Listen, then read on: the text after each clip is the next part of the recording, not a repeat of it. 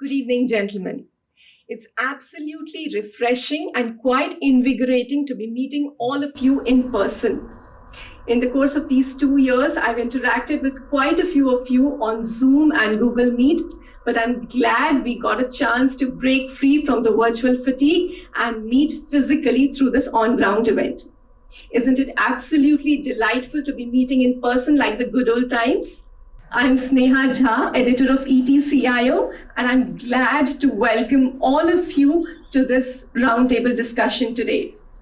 Now, today's roundtable session is hosted by ETCIO in association with Skillsoft, a leading player in the digital corporate learning space with a focus on reimagining and rethinking tech talent for tomorrow's economy. The topic for today's discussion is rethinking tech talent for the modern financial services ecosystem. Now, in my conversations with the CIOs from the BFSI sector, I have noticed that there are two perennial problems that they face. The first is scouting for the right skill set to stay in lockstep with the digital priorities of their organization. And the second is upskilling to bridge the skill gap. The first is difficult enough. The combined challenge is daunting to say the least. But if you tackle the second issue, the first becomes a whole lot easier to crack.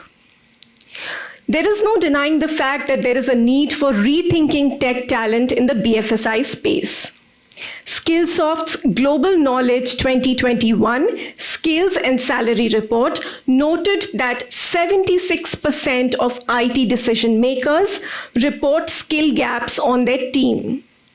So we're going to be picking up this extremely relevant topic for our roundtable discussion today.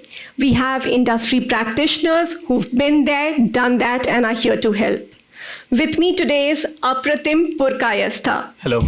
Global CTO for Skillsoft.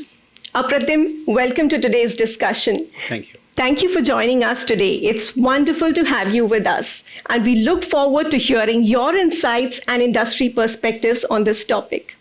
With that, I'd like to hand it over to you for your presentation. First of all, I want to thank you all sincerely that you've come here. Bombay traffic is not easy to navigate at this time of the day.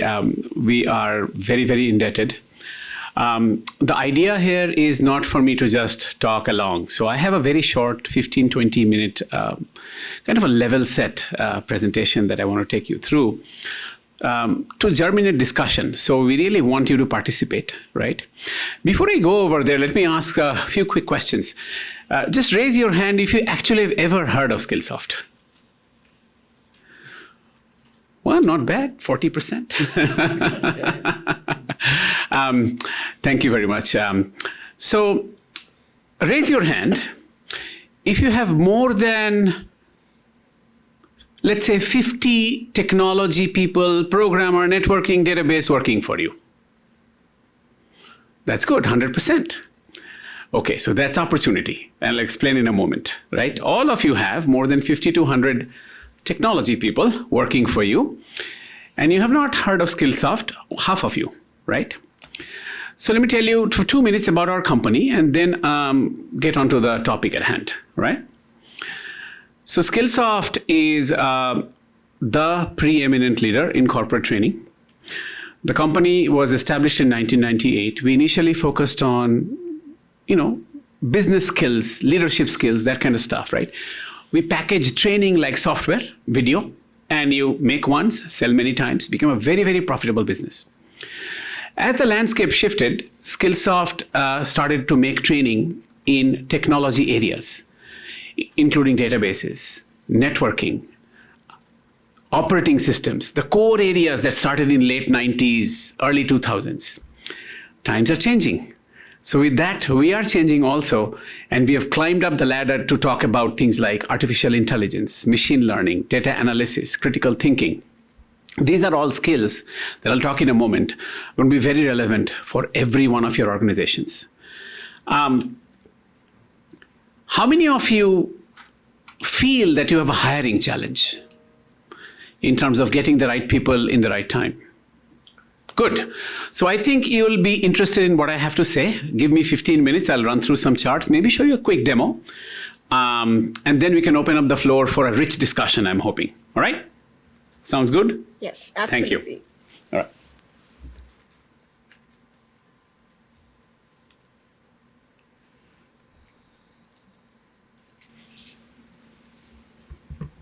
First of all, you can call me AP. That's what I go by. I've been in the US for almost 25 years right now. I live in Boston. And I'm visiting India for events like this. So please call me AP when you have to talk to me. So the subject I was talking about is rethinking talent for a modern financial services ecosystem, right? And the topic more appropriately is workforce transformation through reskilling and upskilling, because you have hundreds of technology people, you need new skills, and you have trouble hiring. And when you hire a new person, I'm not against hiring. Hiring is always good. But there's a lot of cultural risk that comes in, right? Organizational risk, cultural risk that comes in. And it's fundamentally less risky to be able to upskill and reskill new people. But why would you need to upskill at all? If you stop for a moment and ask yourself the question, is the workforce we have today in each of your companies the one that we need tomorrow? In the backdrop of technology change, so many things changing, how many of us thought 10 years ago that you'll flip out your phone, call a taxi, and show up exactly in 3.5 minutes, and you don't even have to pay it somewhere else. It's all down in the cloud. So in our consumer world, we accept these changes because it's just convenient. In business, it's very difficult to manage these changes. Then you're talking about complexities, systems, your customers' dependencies. Workforces that we have today are most likely not the one we need. So we have one of two solutions, maybe a combination. Hire what you need and figure out a way to do what to do with the people that you have, or train the people that you have for them to do what you need. So what exactly I'm talking about? Let me come down to brass tacks. So we as a company train 75% of the Fortune, 77% of the Fortune 1000 companies in the world in major technology areas. And we actually survey the market about emerging skills. One of our data sources is World Economic Forum. This year they have published a report which basically says, companies need to completely rethink for about their 50% of their workforce for reskilling. Some of the top 10 roles that you see are all technology-based roles. The yellow ones are specifically important from the client interviews that we have done in banking and financial services. Technology roles that are specifically important. I'll call out some of them, such as data analysis, AI and machine learning specialists, big data specialists, because your institutions are collecting vast amounts of data if you're a financial services institution, and that's an asset that you would rather mine for the advantage of your business. Digital transformation managers. Every company is going through digital transformation, just like you yourself is calling taxes in a different way. Every company is going through digital transformation. If you don't, you're going to fall behind. Information and security analysis. There's a new hack every day. How do you train your people so that your systems are secure and your people are not falling prey to phishing attempts through email? And software and application developers. You might outsource a lot of that, but at the same time you have some, right? And also you need for your internal people to understand what the outsourced vendor is actually saying, right? Rather than not being an expert, but be knowledgeable, right? So that you're not taken for a ride. At the same time, technology skills are not enough. If you look at the top 10 skills of 2025, just beside the roles, they're what we call power skills or future skills. Who wants to talk to a technology person who cannot work in a team? Who actually cannot work with a remote team? Who actually does not have cultural sensitivity? So things like analytical thinking, complex problem solving, technology control, the implications of technology, resilience and stress tolerance is a huge deal, right? So we take all these data, and what we do, our methodology is not just World Economic Forum. I've given you two examples. There's a company called Burning Glass in the United States. that mines job posting data from all over the world by country, and then creates, basically using AI, mines the skills that are required for the job, and then creates a taxonomy, right, a system. And we work with them in World Economy Forum, and what we do is we map those into roles and skills of the future. And then we create what we call journeys. And those journeys are essentially, think of it as a learning path. Think of it as a syllabus. Right? You do one course, and the second course, then you do a lab, and then at the end you get to a certain level of expertise in a particular area. I'll make it more concrete. So these journeys we call Skillsoft Aspire journeys. These are the broad categories that you will recognize that are relevant to your business. So some are called enterprise critical technology skills, things like cloud and infrastructure, cybersecurity, data and analytics, and so on. At the same time, every employee needs to be well-rounded in future critical skills such as business analytics, design thinking, customer service. I don't want to go through each one of them, but we have a huge number of journeys in the technology area, and these are all somewhere between 4 to 5 hours of intense training and learning, each of them. And you can see 50 of them. I'll call out some examples. Security essentials for decision makers and leaders. Each of you are a leader and a decision maker. The vendor that you're hiring, does the vendor have security practices that are good? Right? What kind of certifications do the people that are programming have? So those are questions that your people should know, even if you're using a vendor. Things like data analysis, things like data visualization. When you're presenting the output of the project to senior management or the CEO, what is the best way to present it? What is the best articulation of the results that gets the message across? Not taking 15 minutes, but 10 minutes of the CEO's time. Similarly, we have journeys which we call future skills journeys. You have people who are, let's say, sometimes directly engaged with the, stakeholder or a customer. So some examples would be, customer experience journey, or some future skills journey would be design thinking. How do you think of a problem and think out of the box, collaborate with other people, take the best ideas, synthesize the ideas, and create a better solution? That has nothing to do with technology skills, but it has to do with technology problems. Okay. So Skillsoft approaches learning in a very holistic fashion, hardcore skills as well as future skills. So the way we think about this problem is we have designed a skills framework, and we first try to answer these questions when we talk to our clients. What skills are the top priorities for organizations? Some will say, I run a data center oriented organization, so I need database and networking, that's it. Some will say, well, I actually need data analytics. Some will say, no, I need cybersecurity. So what are the top priorities? Then there must be a way you need to assess. So, okay, I have 35 people. Where are they in these skills? What is a good way for me to quickly assess where I am versus where I want to go? Now, can the system provide me an efficient way to train these people so that they don't spend 35 hours a week training, but just what they need? How can I understand the gap of where they are versus where they need to be in each of the skill areas? Well, once they learn, how do they stay on track? Because people forget. How will we reinforce that learning? And how will we measure skill gain over time for the whole organization? So Skillsoft thinks of it like this. We have taxonomies. I'll show you a bit of skill benchmarks. That's a thing that we just released, over 100, and by the end of this year, 500 benchmarks. 20-minute tests that people can take, and then you know where people are in a particular skill. And then depending on where you end the benchmark, the system produces personalized learning paths. I'll show you in a moment. That are curated for you. If you missed a particular question related to a video, it'll recommend that video only. And then we have a lot of encouragement. You can earn digital badges. You can post them on LinkedIn. You can share with your friends. Just as motivation to stay upskilled.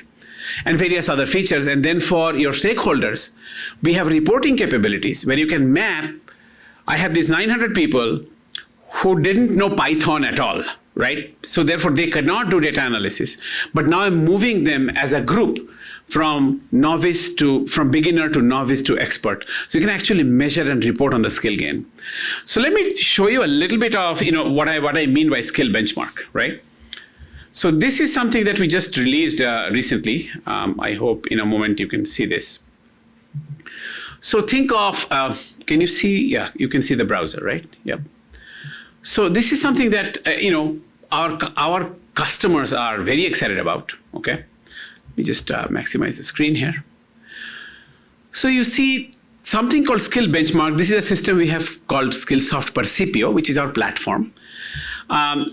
So you see something called skill benchmark Python. Python is a programming language, and you want to see how an individual learner is. Suppose you are trying to learn Python. You can quickly click on this and say, understand what this benchmark is about. So this is about a few questions, and depending on how you answer them, it will first rate you in a particular range if you are a novice or developing or proficient, and it will actually give you a specific learning path. So you start a benchmark. Obviously, I'm not going to go through all the questions in this discussion. So I will, let's say, directly jump to the last question, submit an answer. And I said done. Based on all my answers, it has rated me as a developing Python programmer.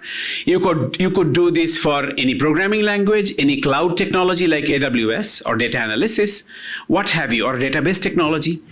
Now see what it has done. Based on the answers that I've given, it has given me 5 3 to 8 minute videos. So it's just filling in the right gaps in my answers.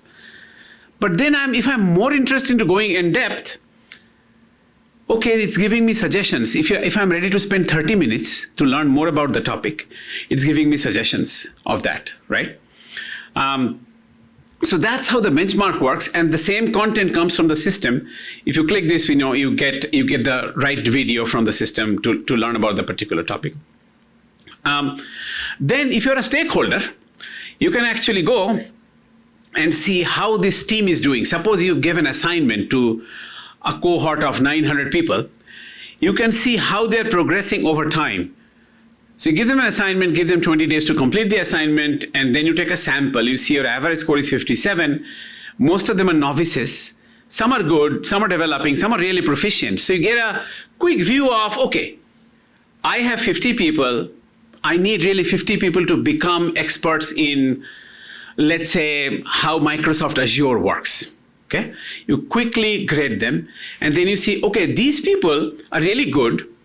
These people need work, and then they can get personalized learning paths, and then you can take the sample again in 1 month, again in another month to see how this cohort is progressing. Okay. So this is a very systematic way to understand, focusing on a particular skill, not anything vague. To understand where your people are in a particular area of technology. So let me go back to the presentation for a second. What will be the source of data for this? Source of data is the assessments, the questions that I answered. So every question that you answer, it's tied to a learning objective. So we map the questions to a learning objective, and if you answer correctly, we determine that you know about this particular area, or you don't know about this particular area. And that comes as part of the recommendations after you complete the assessment. So the exercise will be like you will be distributing, or rather we will be distributing a set of questionnaire to all the IT staff. It is already in the system. It will be already in the All you need is a subscription. It's already in the system, and you can actually assign it to a specific group. Mm-hmm. The system allows you to do that. Okay. So let me just go forward a little bit. So I just talked to you about skill benchmarks. We have something that we're introducing right now. We call the Academy model, Skillsoft Academies. So these are very much in-depth learning. This is not watch a few videos. This is a combination of on-demand videos, a combination of books, a wide collection of technology books, a combination of live instructor-led classes. So we recently acquired a company called Global Knowledge. And in India, we'll be offering soon live instructor-led classes, all virtual. That now you can design a program which is not just videos and assessments, but live training for a few people that you want to make an expert in a particular area. So in this academy model, this is also a subscription model, just like you subscribe to, let's say, salesforce.com or something like that, right? You will subscribe to an academy model for a set of people, and they can go through the whole journey.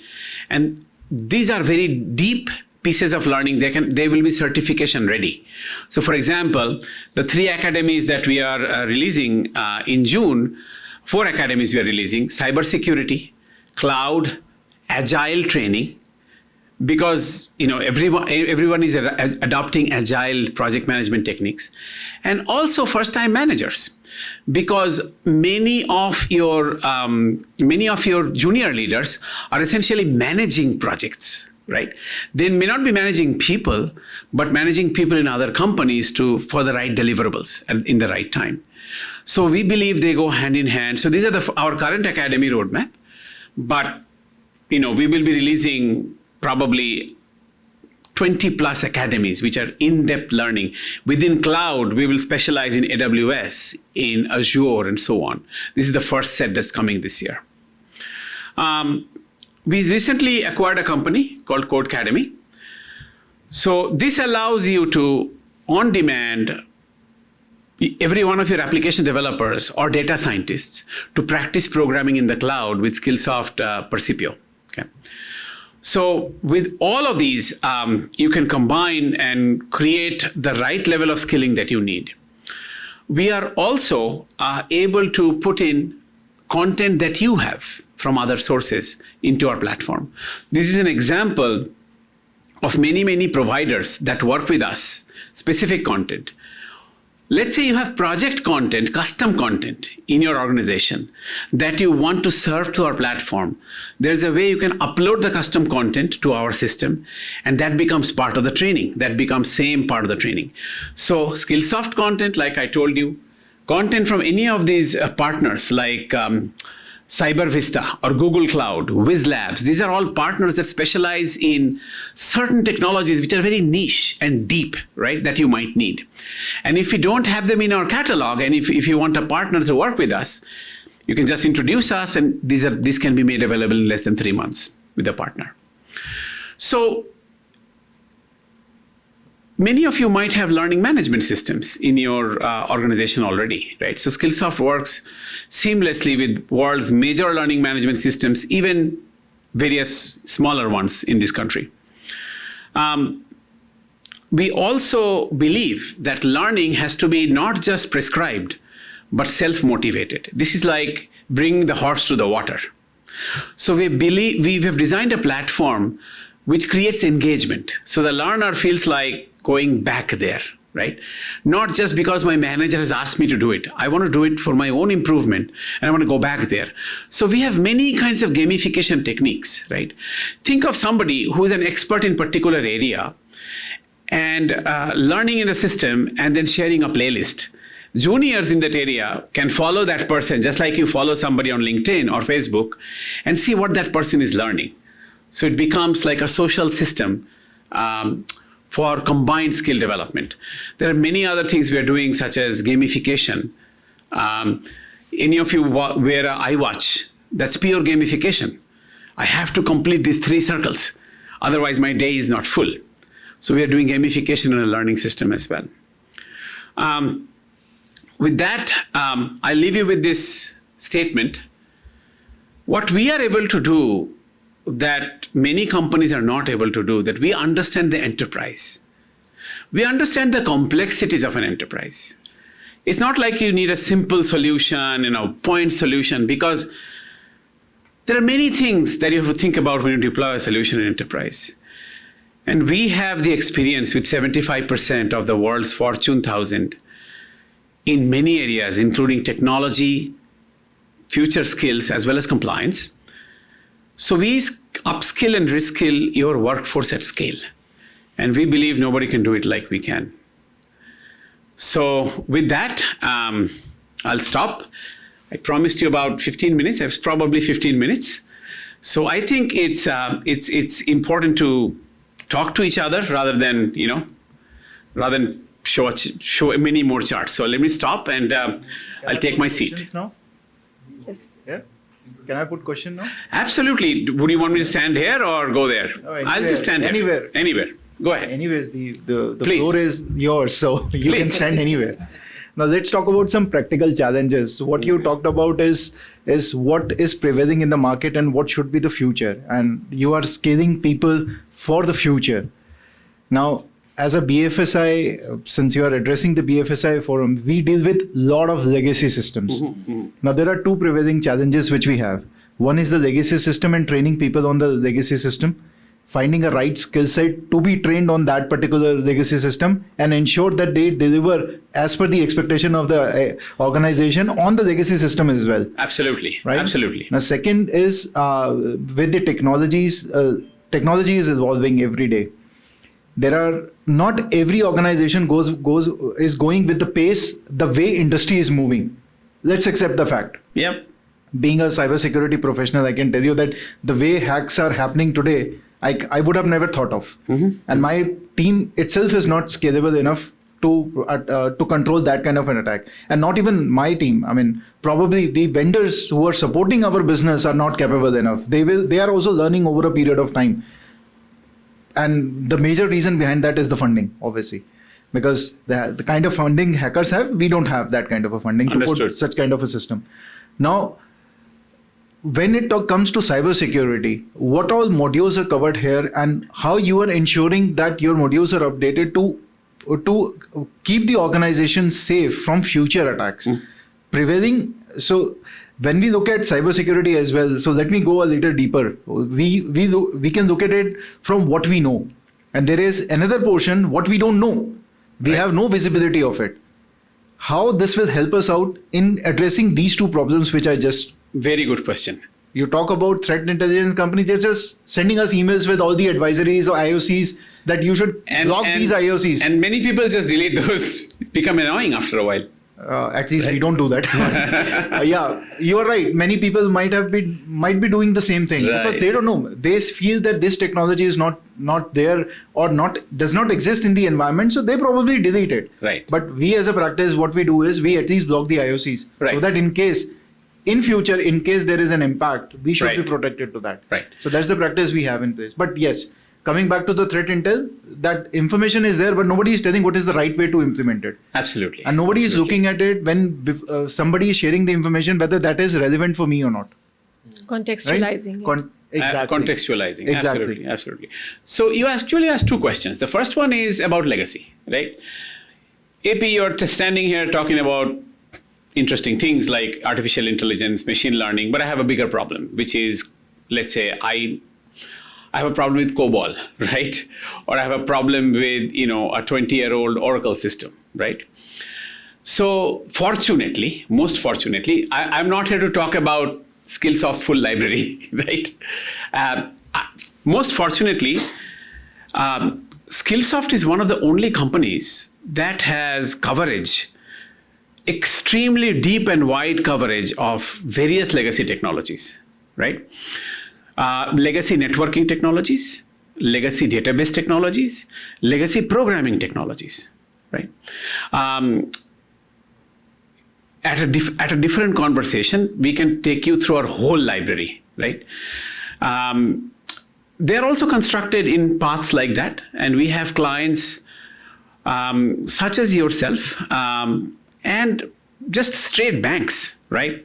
Such as yourself, Indian Bank, who have a deployment of millions of lines of COBOL. And here's what's happening. You hire somebody from a university, or maybe even people there for 5 years. And some people who actually run your COBOL back office are retiring. But you can't throw the COBOL back office away. That's another kind of problem. It's not like technology moving, the problem of technology not moving, right? You're asking me about the reverse problem. There is also reskilling important because the people you just hired, well, because of the business need, they need to be trained in COBOL. Or they need to be trained in a novel netware, right? Something like that, right? Which is almost dead. Skillsoft is one of the very few companies in the world that still offers structured training and content in very legacy systems. And we can cover that with you. I can show some of that right now, but going into that level of depth is not the point, right? Not needed at this point of time, Right. because these are the technologies which were existing and we know. And right? And we know, right? And probably I'm confident that you may have that module. What is interesting, and I'm now coming to the second phase of my question, that you talked about customization of a training module, uploading the present training module onto your platform and all.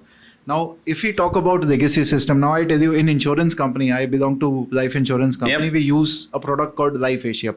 I'm naming the product, a particular product. Now, that is a legacy system. And there are very few skills which are, it's hard to find skill. You have to develop skill to support that particular technology. Now, what I would look at it is finding a partner who can help me out. Even if there is no training module available, I would be interested in finding a partner out to help me out in developing a training module, because that system is going to exist in the system.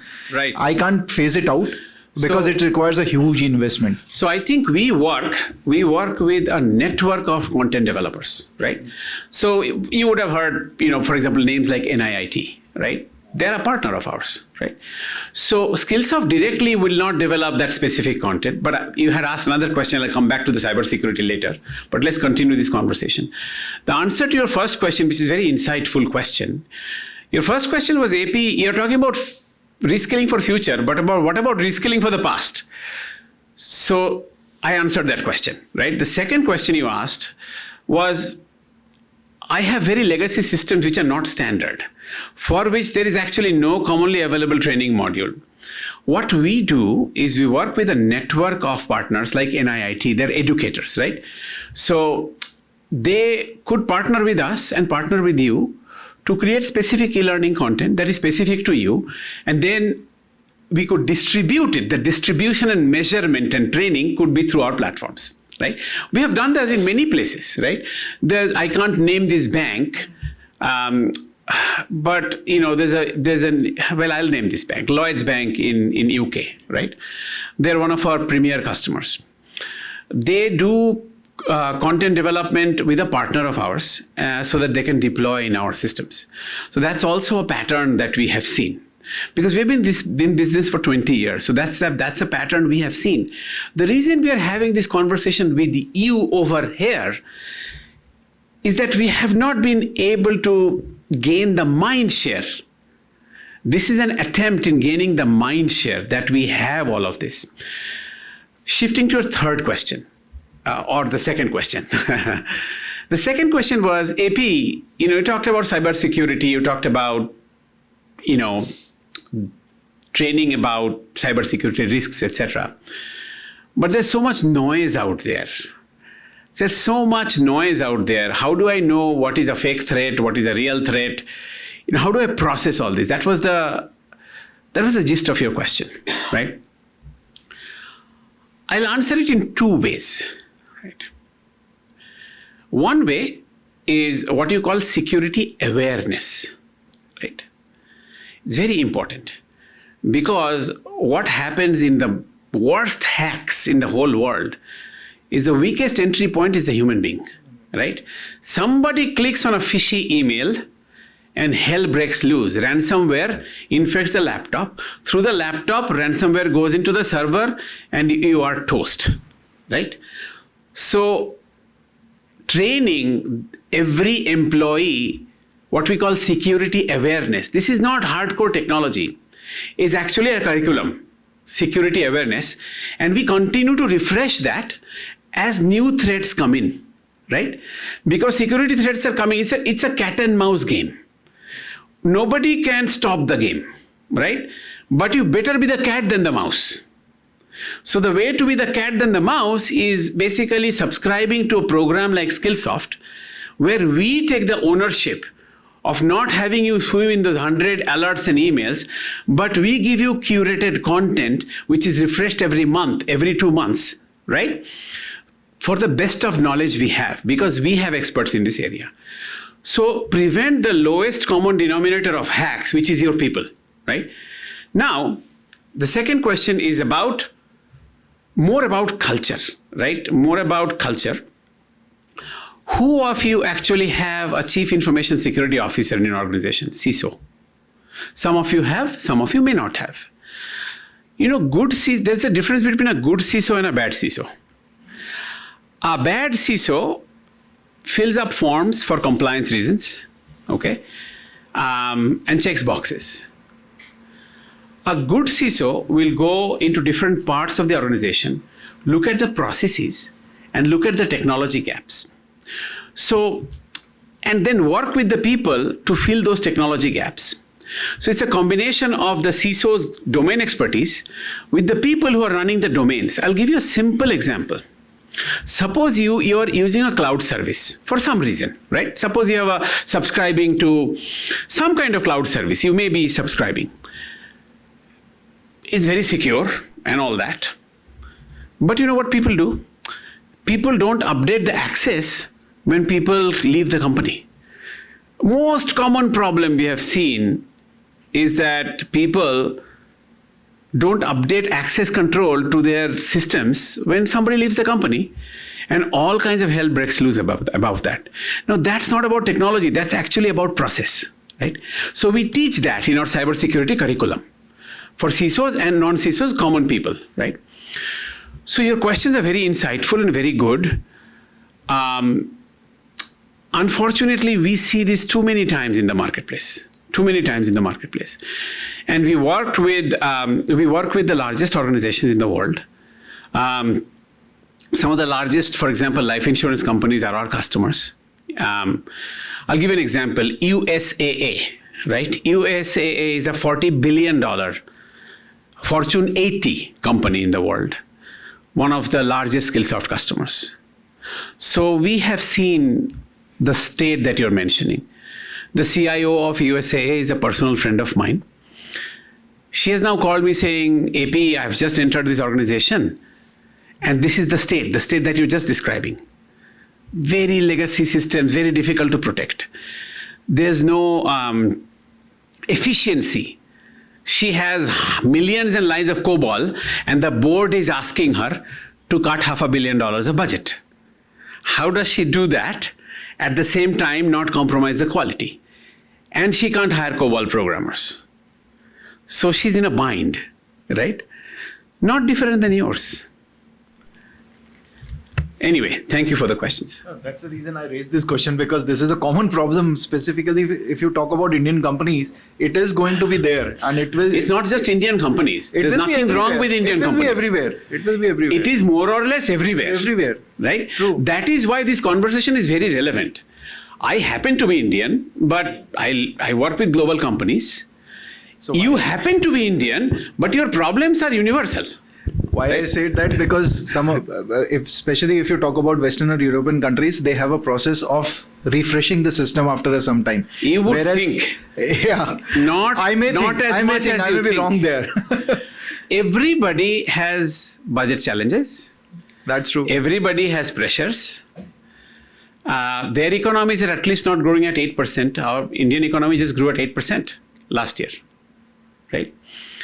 So India is in various ways at the same state. It's not, you feel like that. Sometimes it gets exhausting, and you feel like if I could fly to New York, our life will be different. It's not. No, it's not. Right? So I've spent 2 years in Florida, See? so I know. I was with the Ocwen Financial in Orlando. Maybe there's a little bit of more awareness. True. But that's about it. Thank you so much for giving us this high-level overview. You've set the context very articulately and very elaborately for the discussion, so we can plunge headlong into the discussion. But before we do that, I'd like to introduce my distinguished set of panelists. They are Rajesh Ram, GM and CIO, Bank of India. Pawan Chawla, CISO, Future Generali Life Insurance. Prasanna Lohar, Head Digital and Innovation, DCB Bank. Venkatesh Subramanian, Head IT, Reliance Nippon Life Insurance. Prashant Deshpande, VP IT, Shriram Transport Finance Company. Amol Desai, CISO, Reliance Nippon Life Insurance. Rushikant Shastri, VP IT, State Bank of India. Amandeep Singh, Head IT, Infrastructure, Edelweiss Tokyo Life Insurance. Abhishek Chandra, CTO, Kotak Private Wealth. And Apratim Purkayastha, Global CTO, Skillsoft. Gentlemen, thank you for joining us today. I'd like to start off with you, Mr. Ram. Now, the technology skill gap is an overriding concern that adds risk to every digital transformation project.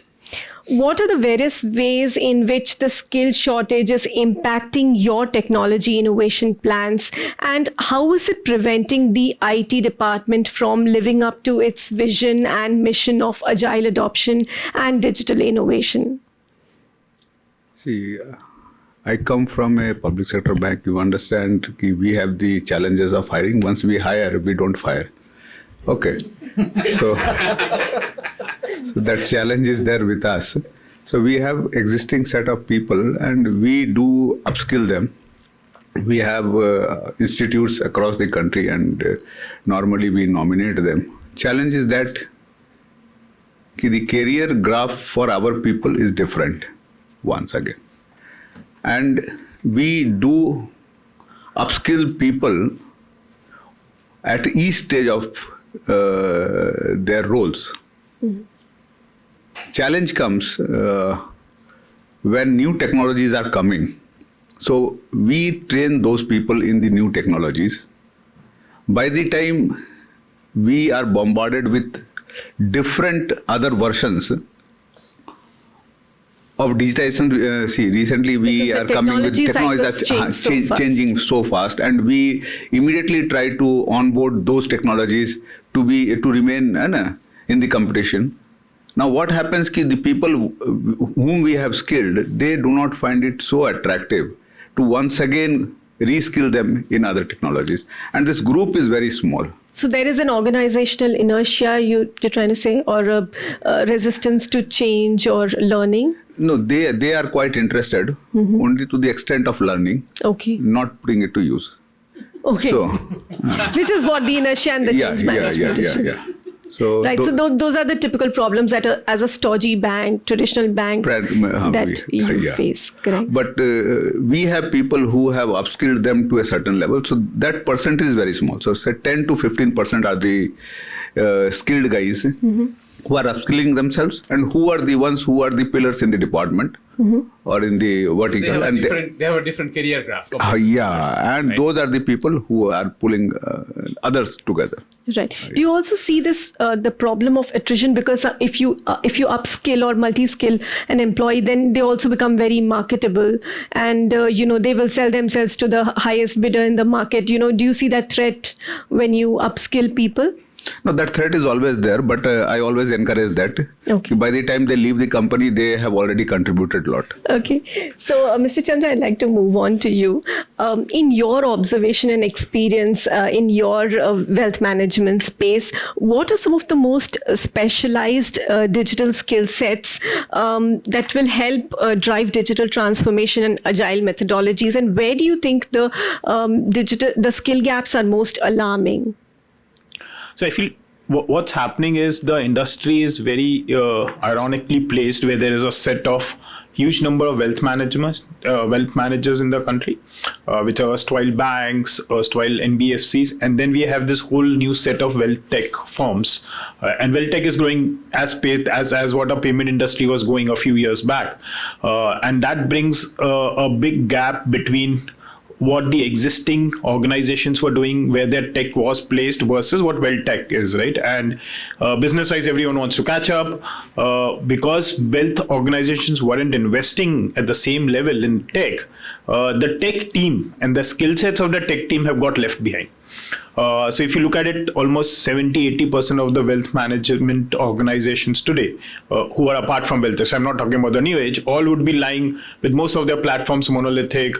every platform is lying at a structure which needs to go through a sizable re-architecturing and a refactoring, and that brings to the main skill set of saying people need to know data analytics today, because data is the most important part in wealth management business. It becomes equally more important given the way the penetration and financial literacy is happening in India today. If you see, I was speaking to a few people from my sales team who are part of the AMC vertical, and they say if you go to forget about tier 2, tier 3, even on a tier 4 city, the person there today wants to know where should I do an SIP. He doesn't want to know where do I do an FD.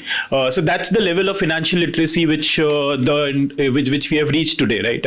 And with the whole program which Amphi runs, which is mutual fund sahi hai, right? So what I'm saying is that the data is becoming so important. So that brings data analytics, data scientist, and data engineering, one of the core part in the wealth management part.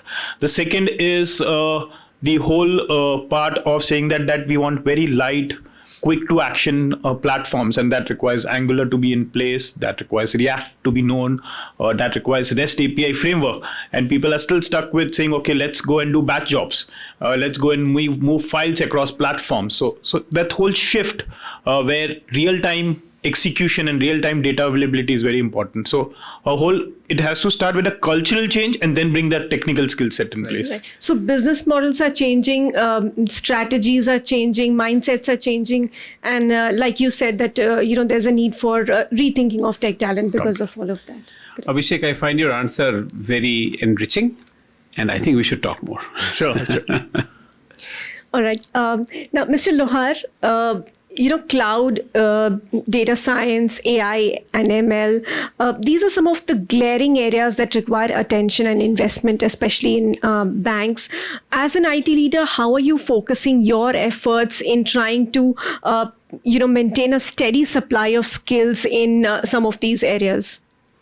I think now it depends upon bank to bank, right? Where they have reached. As sir was talking about one set of a bank, or there are digital first banks, they are already on to all these how technology matured, digitally dexterous they are. Our bank could be, we could sense that requirement is going to come, or we could sense how market is responding to these technologies or the new skills.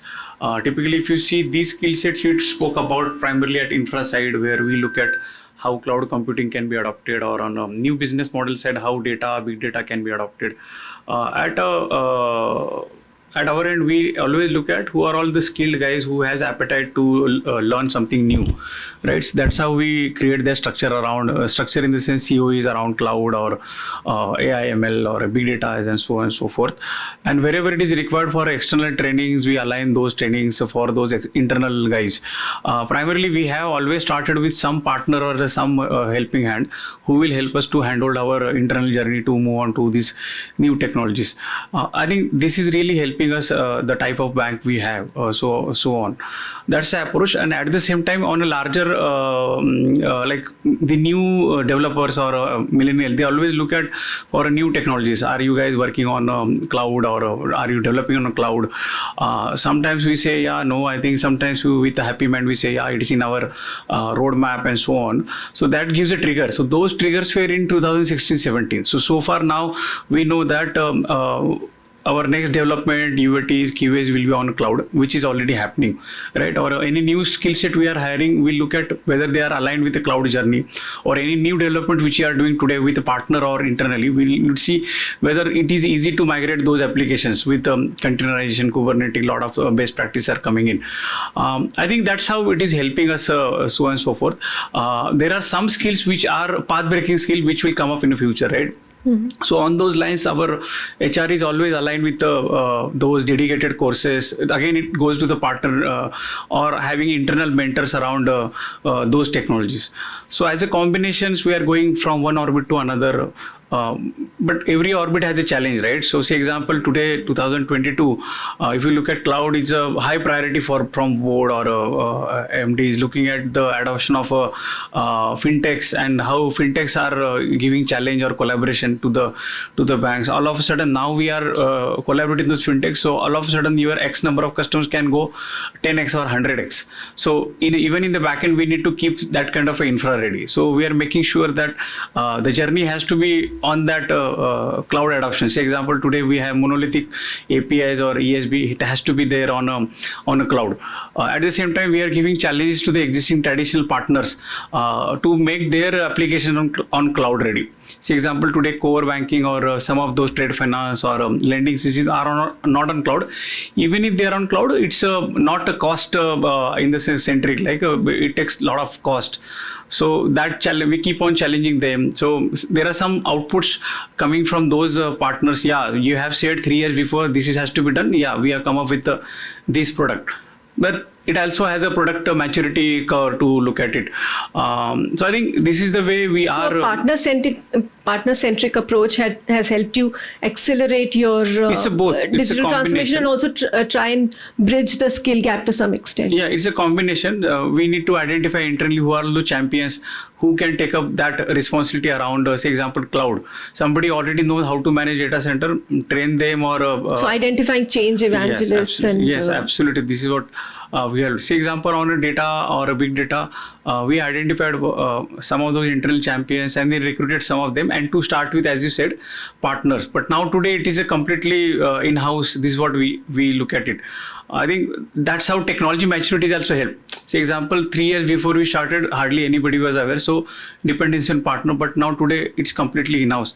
So that's the approach for every technology. So the learning curve of your internal set of employees is also internal. Plus we keep hiring some of those guys, right? So and we'll not hire extended skill set. We will just hire somebody who knows some of the primitive skill sets and within sitting within a bank can go on to the extra or skill set on those lines. This is what we have seen, Sneha. Yeah.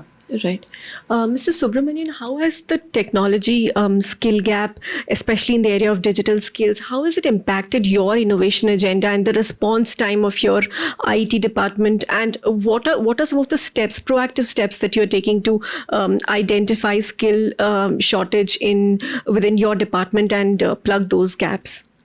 So in our organization, actually, the expectation is very high, like any other CXOs, and they want all the new technologies to be implemented at a very fast pace, kind of.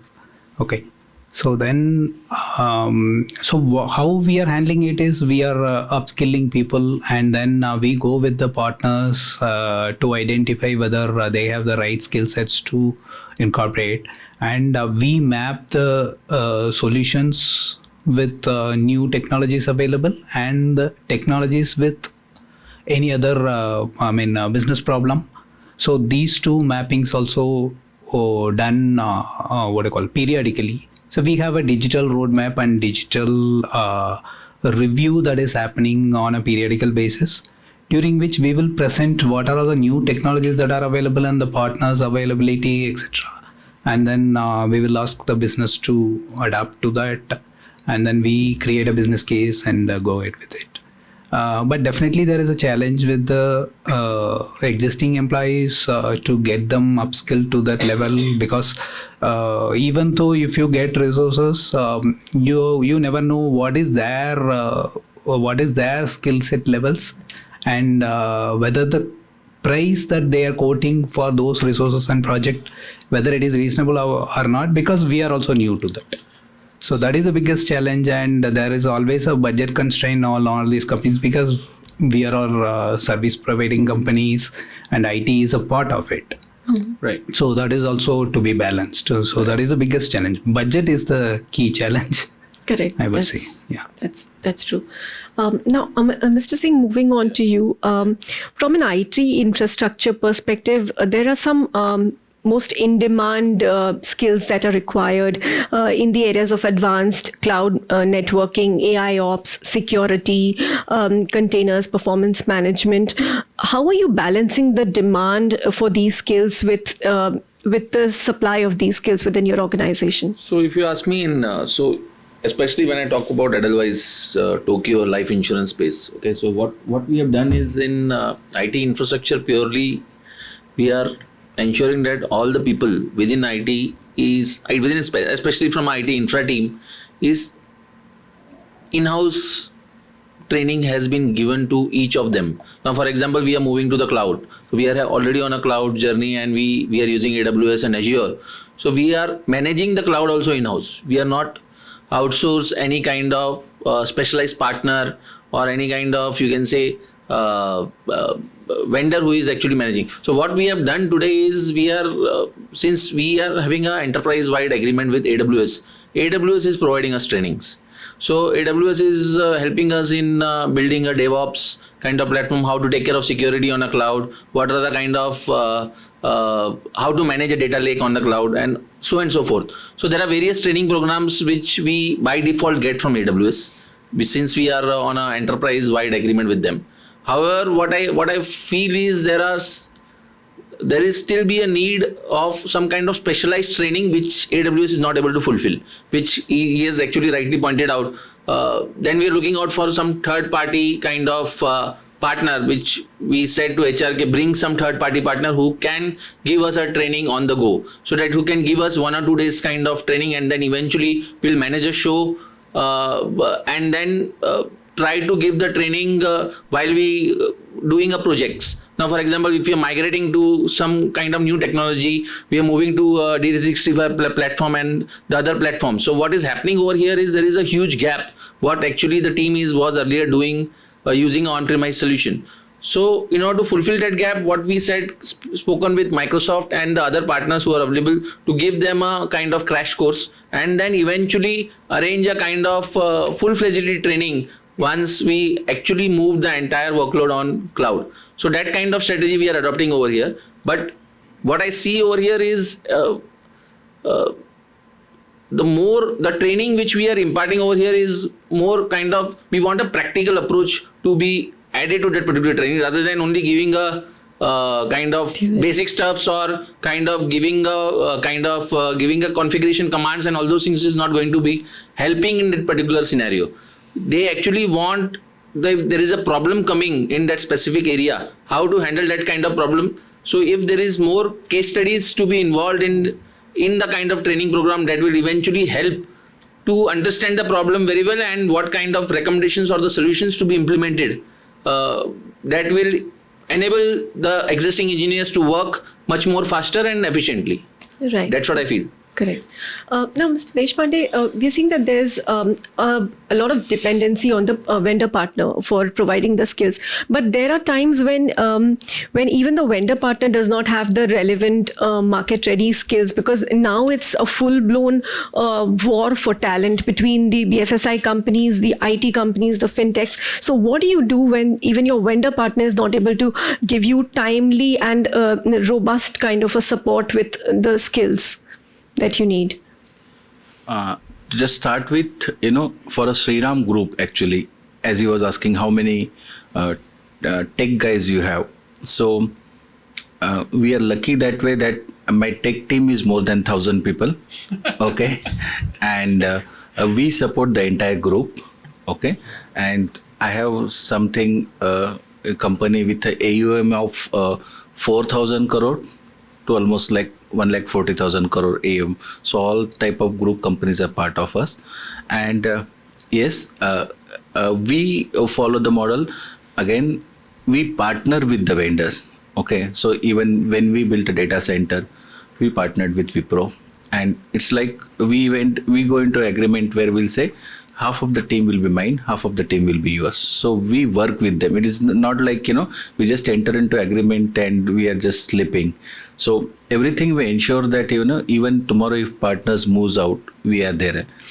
Yes, attrition is issue across the IT industry, but luckily, I'll say still from my tech team, my 30 to 40% of my team is, like more than 15 years with us. Okay. And we find certain champions from the team. Like I have a person who has done a development, like he was mentioning, in a Fox Pro and COBOL, and now he's doing a development in Flutter. Okay. So we ensured that we found such champions, and we ensured that those key peoples are available. And when a key persons are available on the top, okay, then it becomes easy, to download all those things to the next level of people, and we manage them. And it's very difficult to say that, like you ask, like if vendor doesn't have the skills, okay. Or sometimes there's a very high rate of attrition on the vendor side as well then. Yeah. So People who are conversant or proficient in a technology, if they move out, then what about your project support? no, that's what. So we ensure that any project, we are not 100% dependent on the vendor as such. We become a partner. We like partner with him, and like you take our data center, you take our SOC. Development, yes, 100% development happens in-house. So we have all core banking, insurance, all products are developed in-house. But yes, this challenge we are facing recently, where we are launching a super app. Like there is a rush of launching super app. So we are finding such issues, but then again, we depends on our champions who are there with us for a long time, who understand our business. We just ensure that skill them, train them, and ensure that they are part of the mainstream with us. Right. Now, Mr. Chandra, while outsourcing is an answer to some of this talent scarcity, but you can't outsource a very major or fundamental part of your innovation strategy. So how can organizations strike that balance to make sure that they don't stay behind the curve when it comes to innovation, yet they future-proof themselves by not depending too much on the vendor and the uncertainties that come with it? So I feel one is organizations themselves have understood that outsourcing is not the only way to go.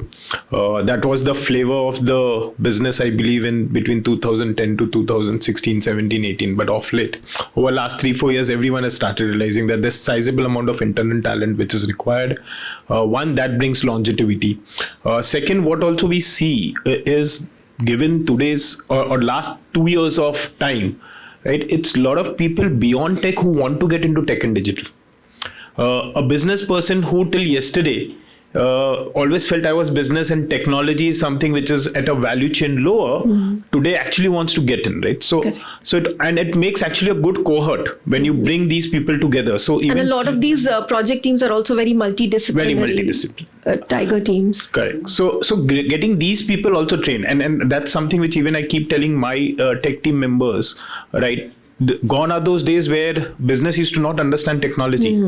They are at times actually far more aware. Yeah, and very enthusiastic. And very enthusiastic, right? Plus they have nothing to unlearn. Correct. While you are busy fixing some of the production issues, they actually may know a little more on what's happening on those APIs and what are the JSON formats which are available in the market versus you when you would be fixing and making releases in a regular day-to-day plan. So you have to be very open-minded about saying that yes, the people outside beyond the tech industry actually are wanting to get in. Whole of marketing today, product team, all want to get and have some role to play, right? So one is, to your question on how do we do it, one is bring these people in, right? Because they together as a product cohort can make a lot more bigger difference rather than just trying to. And they already have the breadth of domain expertise, so all they need is a little bit of depth in technology. So, and I think that's a very win-win situation for an organization. Yeah. Correct. Now, moving on to Mr. Chawla, security is no longer the forgotten stepchild. It's now the crying baby that requires immediate attention. So what are some of the areas of cybersecurity where you think that there is an immediate need for, skill availability, and how handicapped do you feel when you see that your organization doesn't have the required skills in those areas? And what's your action plan there? So one I already talked about legacy system. What are there? So they are anyways vulnerable. So we can prove the vulnerabilities, but there is no one to fix it. So they will always keep vulnerable to the attacks, whatever is prevailing in the market. And second is the upskilling, like new technologies are coming. So cybersecurity professionals need to be upskilled as well. Now, like various technologies we talked about, digital transformation, super apps Sarah talk about. Now these apps are coming, but what happens is security comes at the last stage. Absolutely. In many organizations. So that has to change. So security comes in the first place itself, before even if that a thought has come of incubating something or building up something. You need to involve security at that stage, because then they can guide you that what need to be looked at and what should be built in within the system itself to make sure that there are no unknown gaps.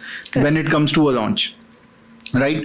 Now, second is when we talk about various programming languages, changing the methodology, now AI, ML, blockchains, we keep on using these buzzwords, and we know that there are the innovations are happening across that. Sir talked about the gamification and all. So, but the skills presently are not available, not ready to protect these environments. Now, we are also building certain things. Now, what we need is a platform where we can train our cybersecurity professionals in a way that they should be aware to, one, regenerate the attacks. So one is the protection of attack, but you need to, before protection, you need to know how to generate that kind of an attack. And that kind of skilling had to happen. You can get those through partners, but that will be to a limited extent as well, because at the end of the day, they are working in the same world. Not as hacker, but yes, they are learning from the hacks which are happened. Correct. Right? So that kind of a learning has to be there. And while building enterprise products, if those are not built in at the time of building it, then there is always be a gap. So I think, Mr. Chalo, you make a very, very acutely important point, which is truly understanding the threats out there and being aware of what could happen in these systems, right? We also work with a partner called Cyber Range, right? That's actually part of one of the partners that I showed there. Excellent training program for CISOs and security professionals, where you're actually going and practicing. Like they ask you to train you to think like a hacker, right? So part of what you're saying is absolutely practical, because sometimes I've seen in these disciplines, especially CISO discipline, there are several people who become too theoretical over time, right? And lose touch with real issues on the ground. True. So I completely agree with that. Thank you. That's absolutely, I mean, you correctly pointed out that over a period of time, we also leave. So I was a hacker earlier before even taking up this position. So I practically used to hack multiple sites. But now the practice is no more there. And moreover, the way technologies are evolving, that knowledge has to be on the bleeding edge. Absolutely. That need to be passed. Like I talked about, there is a word which we know, there is a word which we don't know. The word we don't know need to be focused upon. That you see, and the rest of it is what absolutely really matters. What we can protect and build a security around is what we see every day. That is my environment, my office environment, my culture, my people. But hackers are looking at it from a different perspective, which we need to be aware of. I'm not saying that we should start working on towards that and start taking action, because we don't know when they are going to attack. But we should be ready for that. Okay. The people should know, in case such thing happens, what need to be done. That is something which need to be focused upon. Right. And with that, I'm sorry, I just add out to what Pawan mentioned, and even AP mentioned during his presentation.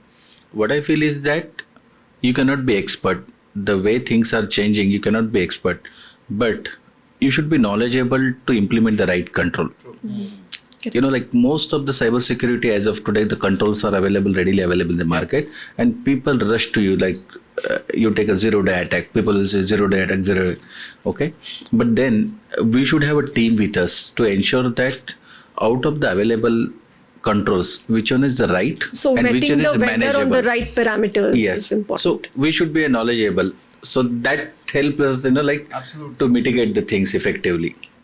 So, Mr. Desai, it's critical for BFSI companies, since they deal with a lot of customer trust and their money. It's important to try and be proactive with security, and they should ideally be setting up a forensics within their IT department. But it's not really happening in the BFSI sector. What are the skill shortage challenges that sort of impede that process?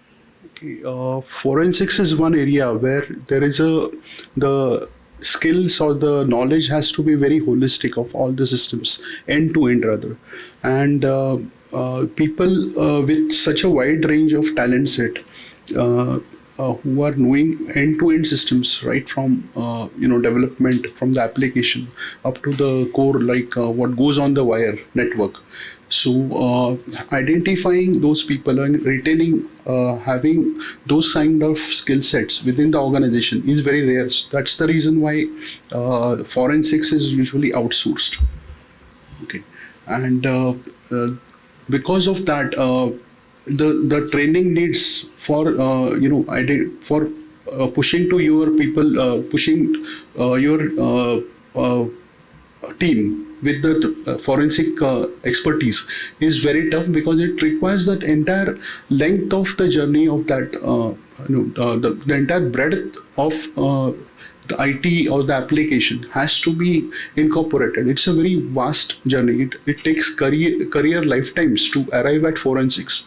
You can train a particular team for a bit of a slice of that forensics element, but over and above, to know the real depth of forensics will require very extensive training, and that's where the focus, like when even for your business functional approach should be, it should be customized to not just the generic level, but to what vertical of industry it is.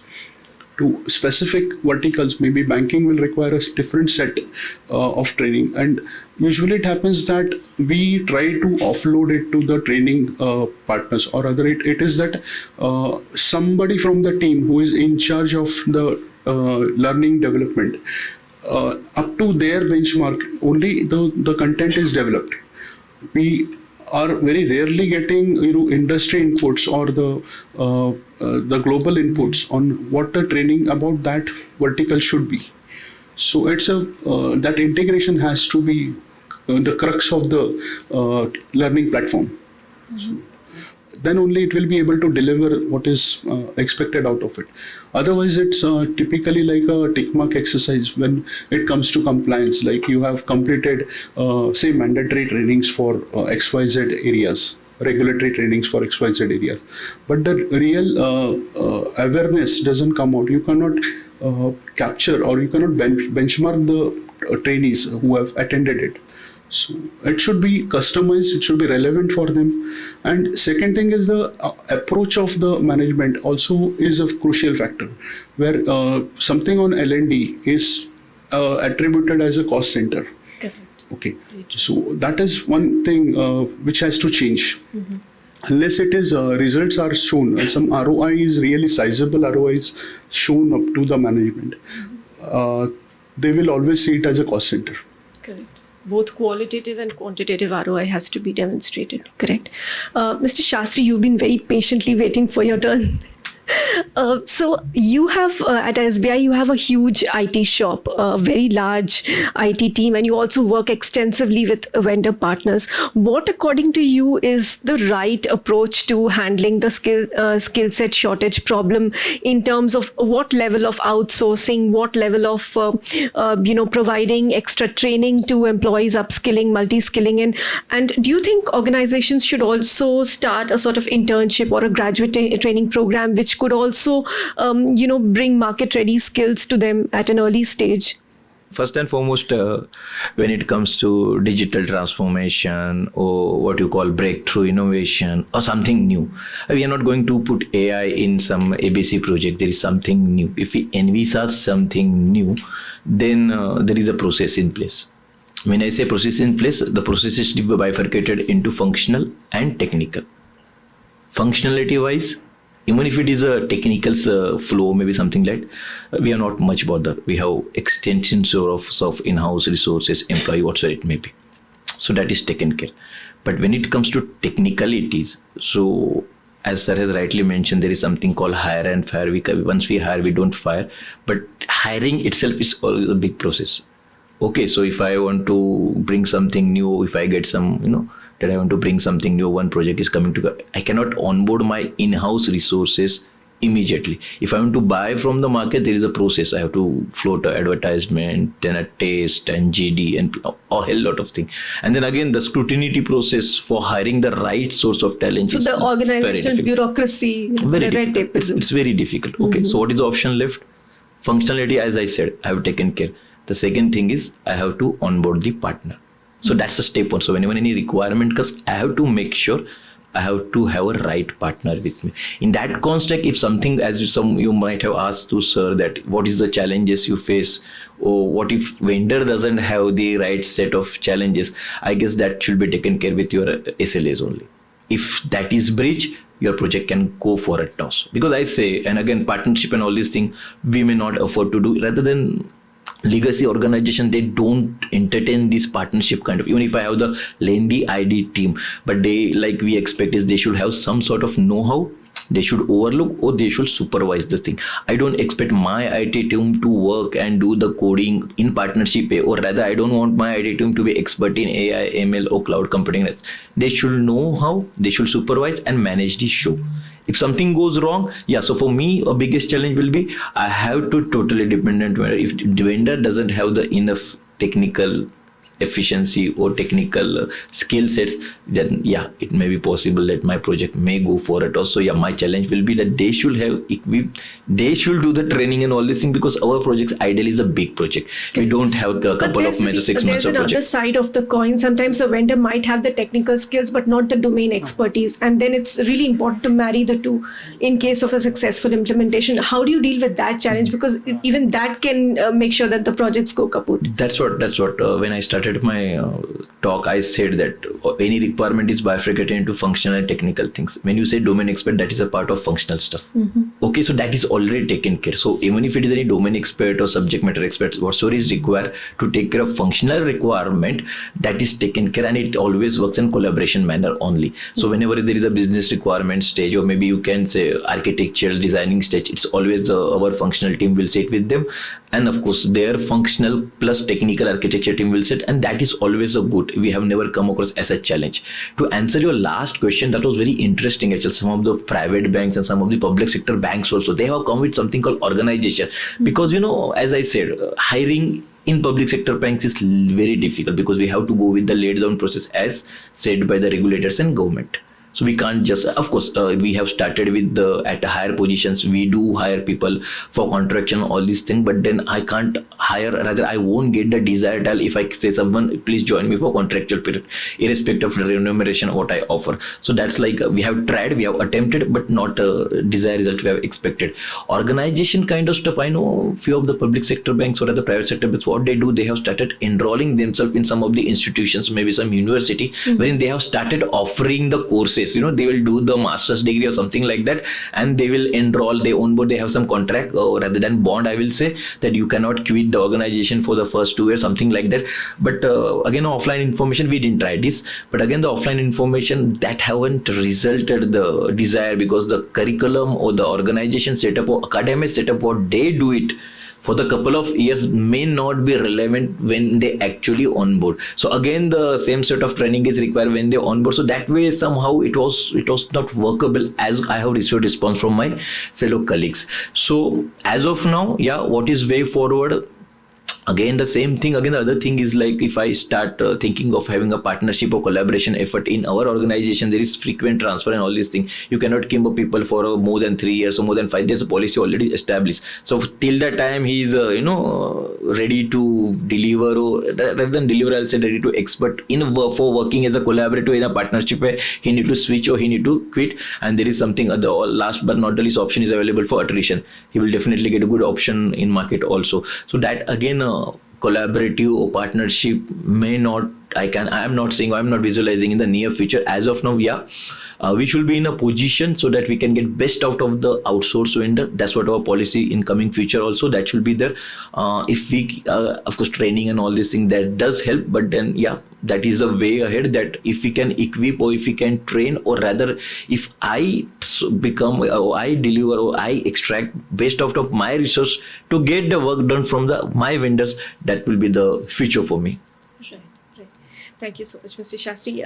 Apratim, what are some of the ways in which organizations can take a systematic, structured, and yet quick approach to reskilling the existing talent within their organization? And what has been your experience of working with some of the enterprises, and how have they benefited from working with Skillsof? Great question. I think the first thing is to have a plan. Before having a plan, understanding what are the critical, the best clients where we have actually had success with was very collaborative, right? So a particular client had a challenge which is related to cloud migration, right? So the client needed to train over 200 people on AWS technologies within a period of 6 months to get them to a level where they're intermediate or better, right? Because they were migrating applications. It was a business imperative. They were migrating applications. So the best thing we find is clear understanding of business requirements and success criteria, right? Then mapping, expectations, right? Mapping expectations of time, like within this time, I want these many people to be in this particular state. Then working with the client, we build essentially a plan and a program. We have learning consultants where we actually build a plan and program to take a cohort through step by step, and which includes a combination, because one of the things about on-demand learning, self-learning, is it is faster and cheaper, right? And then you can test. We should not assume that people are novices and send them to 5-day long classes.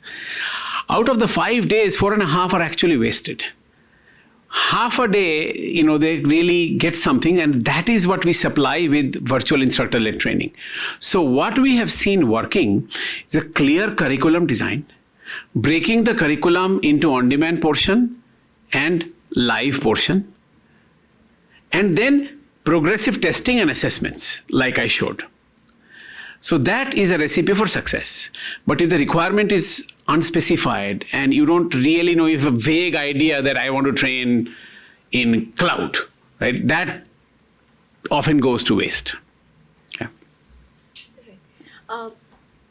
Mr. Ram, how are you going about the identification of skill gaps within your organization and curating learning journeys for your employees? How do you try and tackle that piece to alleviate this problem, this challenge? What you said, and this was a revelation, I think that type of platforms are available.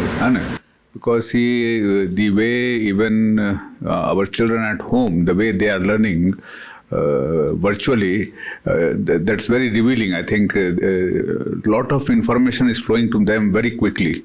So I think this is a wonderful platform. In fact, we had tried e-learning that worked very well. In fact, recently we did a big migration, and because of the pandemic, the entire workforce of some 50,000 employees, we trained them virtually.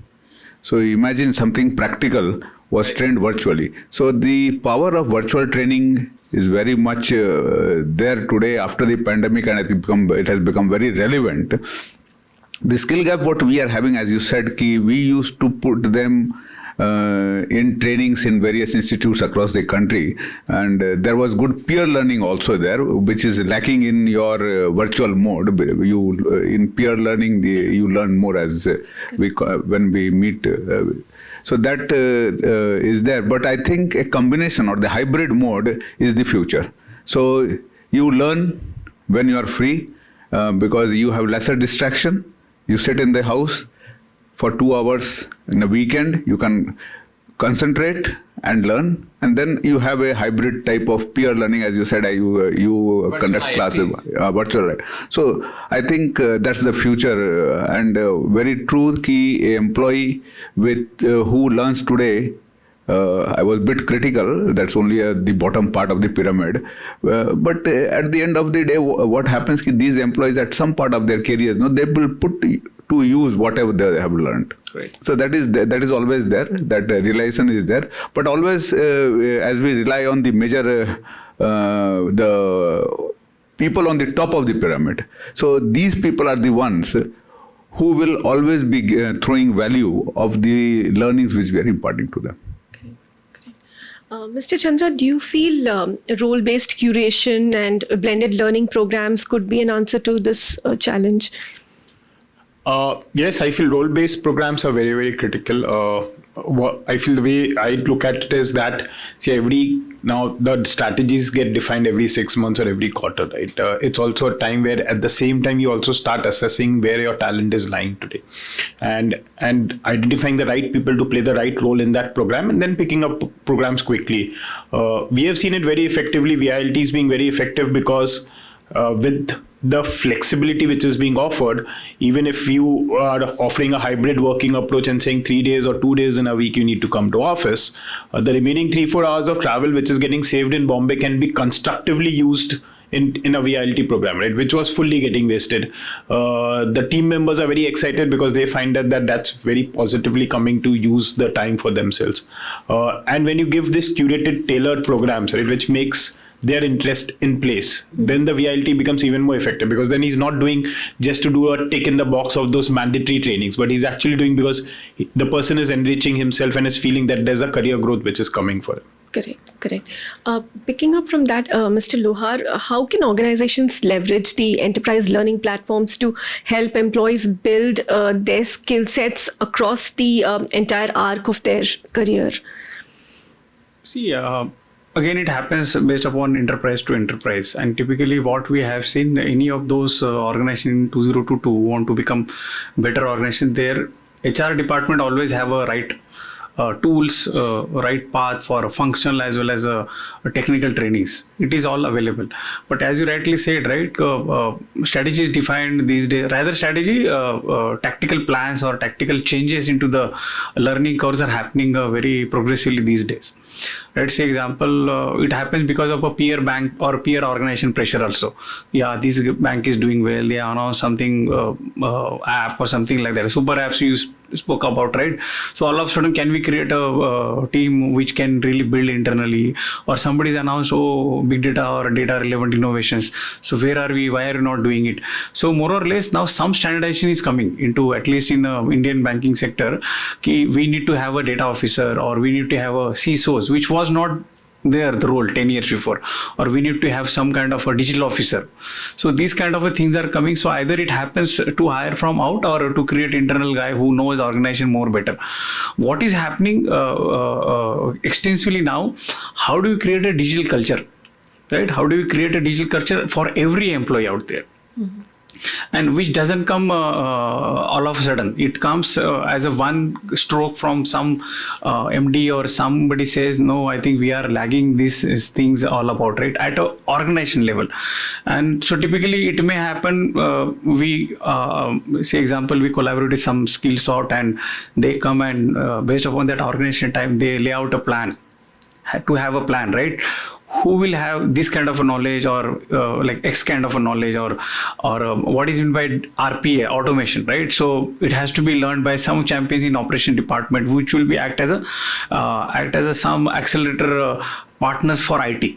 Yeah, you bring on, we will implement it. Otherwise, it is always a push. Why you are bringing? Because my job will go on, right? So that could be the one way to look at, to create that automation culture. Secondly, okay, we were operating the way we used to get customers on the field, right? By too much of mechanical action. Now that role will go to the contact center, call them and bring those customers, or have those tools, right? Which will, wherein you have a data already available, wherein you just have to call, or that tool itself will ask you to call this guy this time, right? That is also next way of learning. So I think based upon role, based upon what we want to do, most of the digitalization. So every unit is now going to the next level. So that is also a change, right? So primarily product design, new employee joining in, the set a path for him, these are all things he has to learn based upon his KRAs, a new skill set which is required. Say example, all of a sudden we formed a digital officer unit, what he has to drive. These days we spoke, banking is going out of the branch or mobile and internet on super app. So do we have that APIs? No. Build that, who will manage that? So I think now all of a sudden the need of a culture change is very, very important, rather than inherently that technical and functional training will come. But yes, this is a need for me as of now. I need to go on big data, I need to go on cloud, or I need to go on, that's a bit of culture change. So how do we bring those decision makers on the curve, right? So I think, say example, we identify some 18 courses. Can we do it in-house, or can we partner with some companies, right? So that's another way to look at it. Apart from having enterprise tools and enterprise methods through HR, this is something new coming in which will accelerate overall culture change, and then we take it to the actual education or actual skills in cloud, or actual skills in API banking, or RPA or big data and so on. Because why do we need that? if I need that, how do we, say example, we are those banks with a legacy of a 90-year-old, 1995, and more or less most of the decisions happen in the last 8-10 years. So it sometimes it's easy, but there are some organizations all of a sudden, what is this ESB? What is this cloud? Why do we need, right? Yeah, they are doing, let's do it. So having that knowledge is also a kind of education. Then actually go for these things. So it depends. But for us, this is working out, right? Say example, some of the champions take that opportunity, whatever they deliver, they go and talk to all the branch officers. Then they will come to know, oh wow, this WhatsApp banking is coming. Let me educate my customer.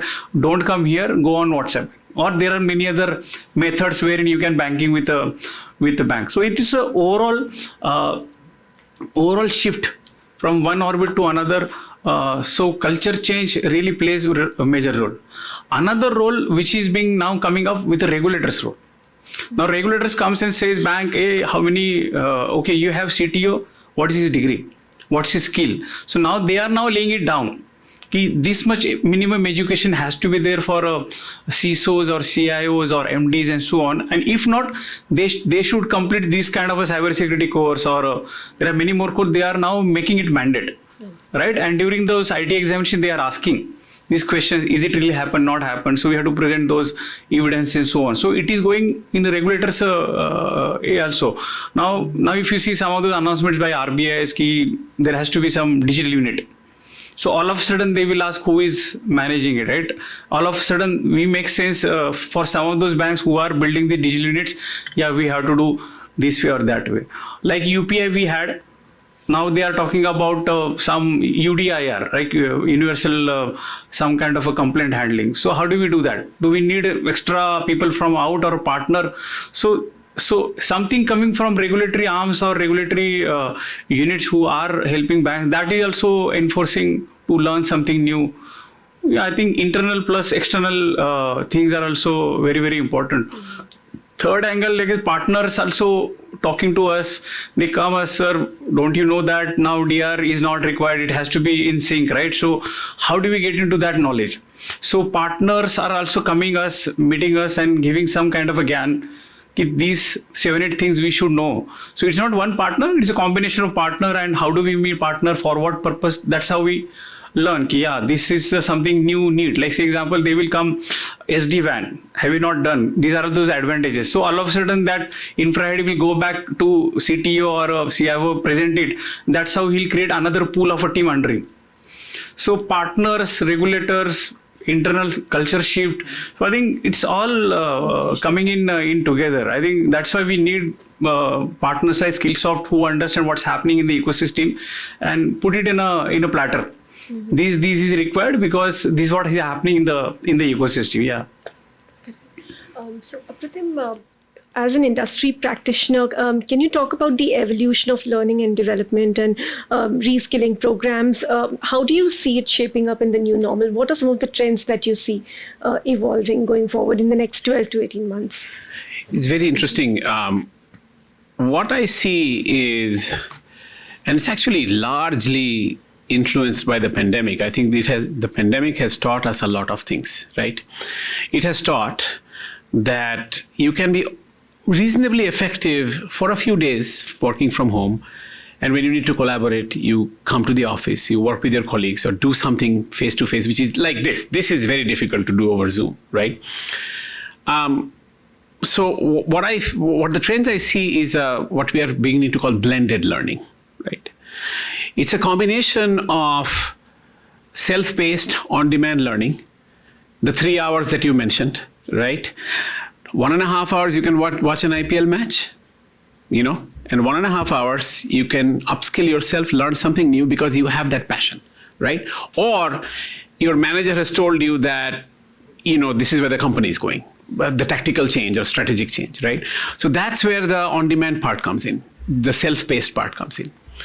But I believe that technology is moving so fast and problems are getting fairly complex and serious.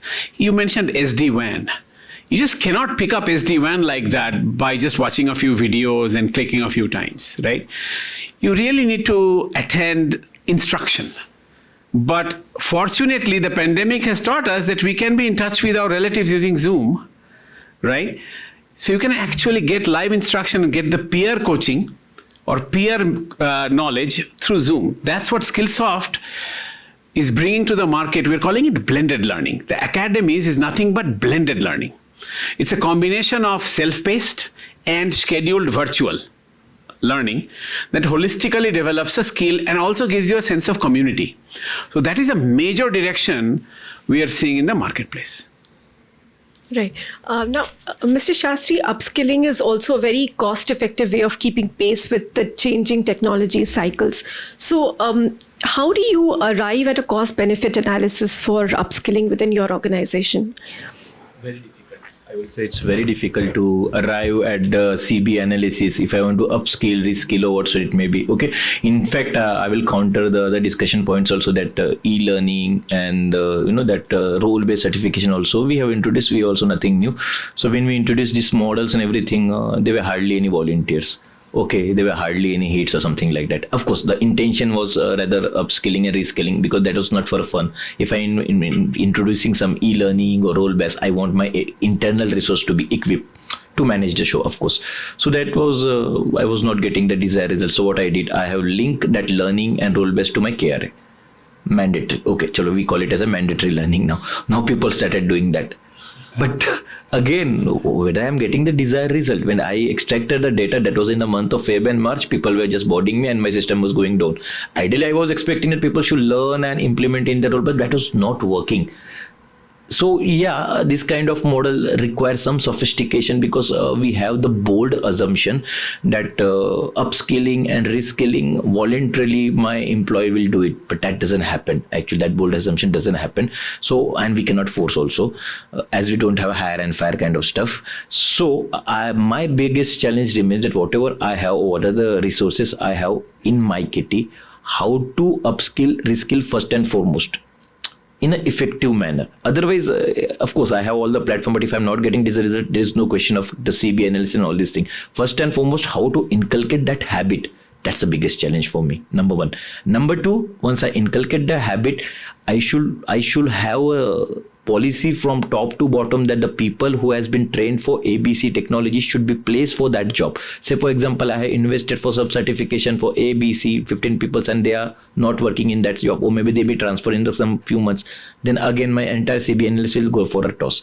So there is a work in progress. There is something we can say that it's more things to be done to achieve CB analysis. CB analysis is a long way, I guess. Still, to inculcate habit and get best out of it is a work in progress. Correct.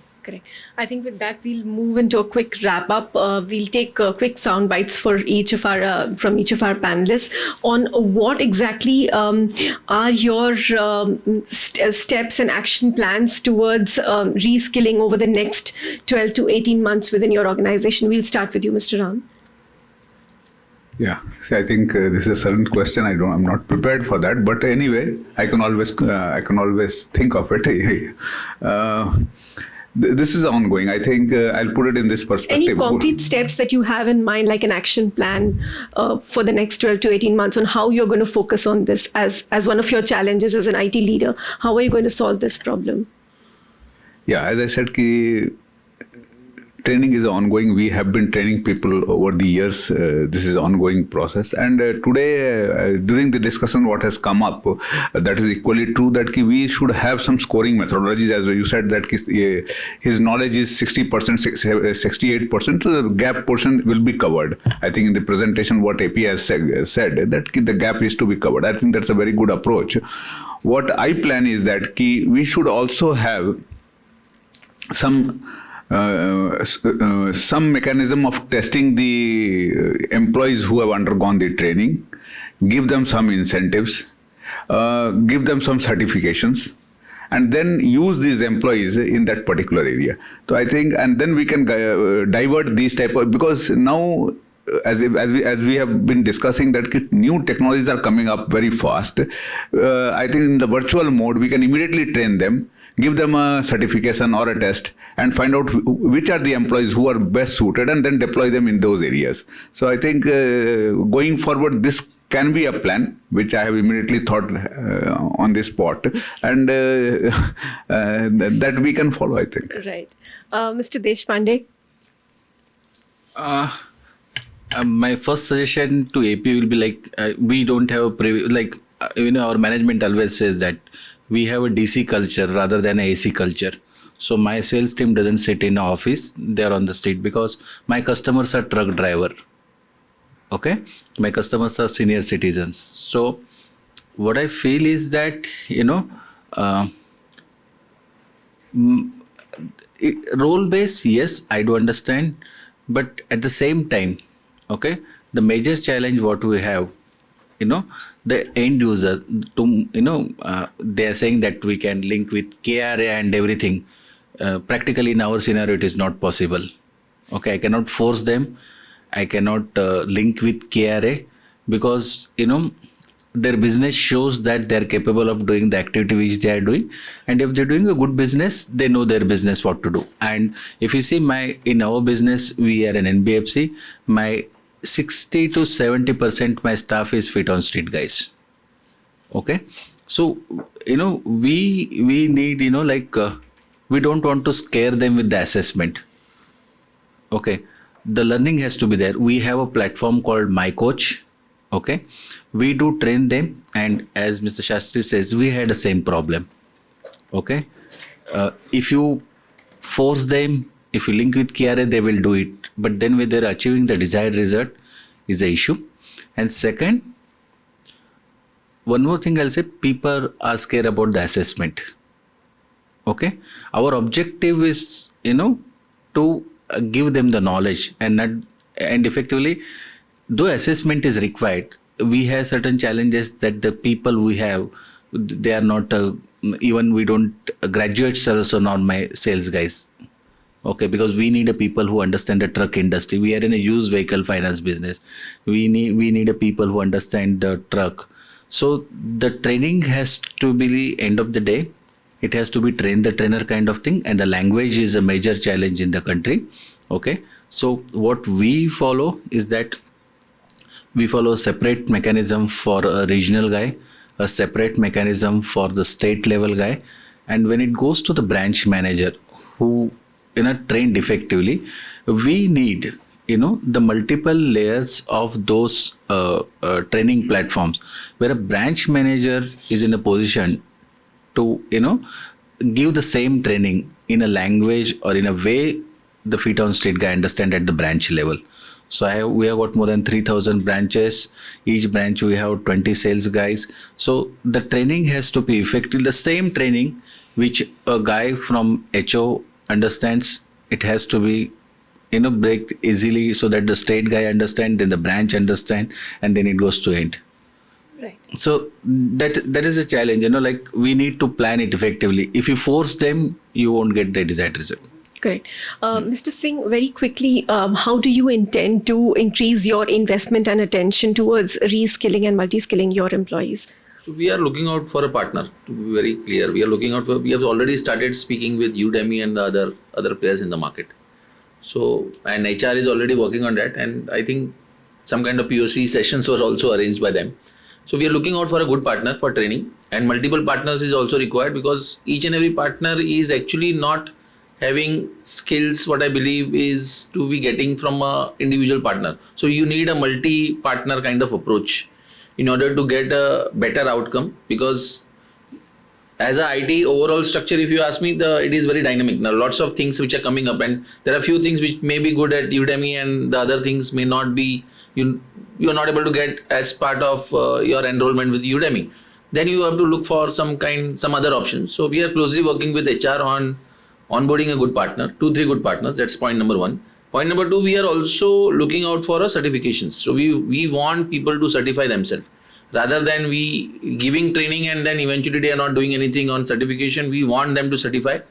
And also on a retention side, we are also working very closely with HR to come out with a policy. If we are sponsoring them for certification, then they have to be with the organization for a certain duration of time. Correct. So that kind of thing which we are planning to impose, but I think the discussions are already initiated with HR. We'll see how it goes in. So new financial year is already kick off now. So we are working very closely with HR, and very soon we are going to have multiple partners. Maybe we'll speak with Skillsoft also, and we'll see how we can collaborate if required. Yeah. Mr. Subramanian? Yeah. So, as part of our year-end roadmap, year-beginning roadmap kind of, we have given top 5 skill sets that we want our employees to get trained. Okay. HR has committed that they will be doing it on a quarterly basis for certain set of people where the role needs such skill sets. So that is the plan. Right. Mr. Shastri? Yeah. It's something like new concept, because as I said, it's not getting the role base and certifications and e-learning. I'm not getting that kind of desired results so far. So can we have something new concept, like maybe gamification or maybe a case study or maybe something else wherein I can get best out of it? So there are 2. Right. Mr. Lohar? Yeah, it is primarily I answered in the previous question, right? So how? But what your is the immediate role of- action yeah. plans? Yeah, so immediate action plan in the sense it always, as I rightly said earlier, based upon organization need and what is my need, how do we create that culture shift? So that's the immediate action plan, but that culture shift has to happen on the decision makers.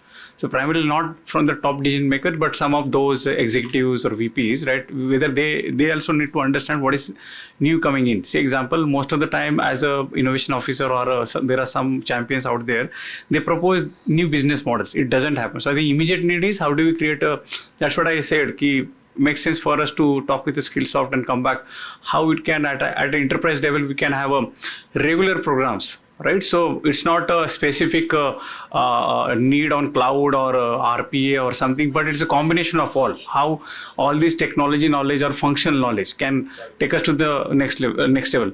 So technically is okay, sometimes available, but these new functional streams or breeds are coming, so-called fintechs or BNPL or digital lending.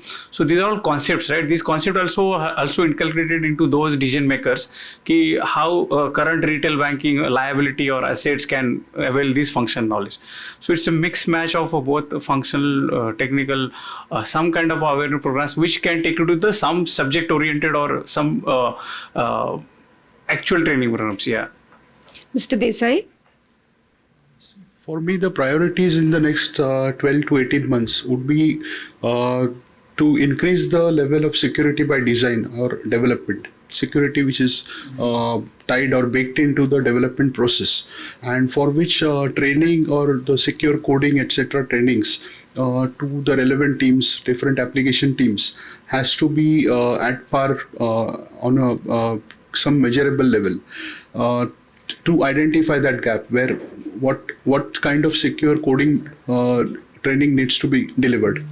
One is that, and to also drive this particular program of the return of investment evaluation to the management. So that is very essential, because unless the management acknowledges that this delta is there, where what if analysis has to be done, what if a particular team has been trained on some areas, and what kind of results would have been delivered, so and where right now we are sitting at. So that difference has to be acknowledged to the management. Okay, Mr. Chandra? Right. While I have joined the organization recently, but this is something which I had structured in the previous, and I'm looking here also, right? One is a very clear 2-path approach. One is set of current people who need to be reskilled, and there's complete need analysis done in terms of what new tools and skills need to be acquired by them. I feel second is a bigger area of people who currently sit in the tech organization and are generalists. Especially in the banks and the NBFCs, what happens, there's a sizable amount of people who are in the tech team but actually are generalists, right? I believe they are the ones who face a far bigger risk of obsolescence because a lot of new tools, a lot of new platforms actually is going to first kill them, right? I mean, a project manager slowly is going to become less relevant as the Scrum picks up more and more, right? I mean, the role is diminishing. So that's the separate area where they need to get skill, and they need to get skill from the bottom again, right? So that's the second area part. And to deliver this, I feel what's more important, and which I done in the previous, I intend to do here, is learning and development actually for the tech should be taken out of HR and should be kept with tech. Till the time it runs as this big function of L&D in the organization, which is 15,000, 30,000 people, you have a very small attention span available, right? And the pace at which the tech training needs to be imparted is very high. So my thought is very clear that there has to be whole ownership of training and reskilling has to come within the tech team, within the CIO function itself, not relying with the L&D. Correct. Thank you, Mr. Chandra. Thank you so much. It was wonderful listening to all the great minds here, including AP, on what the solutions to some of these problems could be. I think rethinking tech talent is, it's not a one-time dilemma. It's a perennial problem. It's an ongoing problem. So we need to look inwards to find the solution, and it has to be a combination of strategies. And that's where, companies like Skillsoft can help. So thank you everyone for being here with us, sharing your insights and perspectives with us on this topic.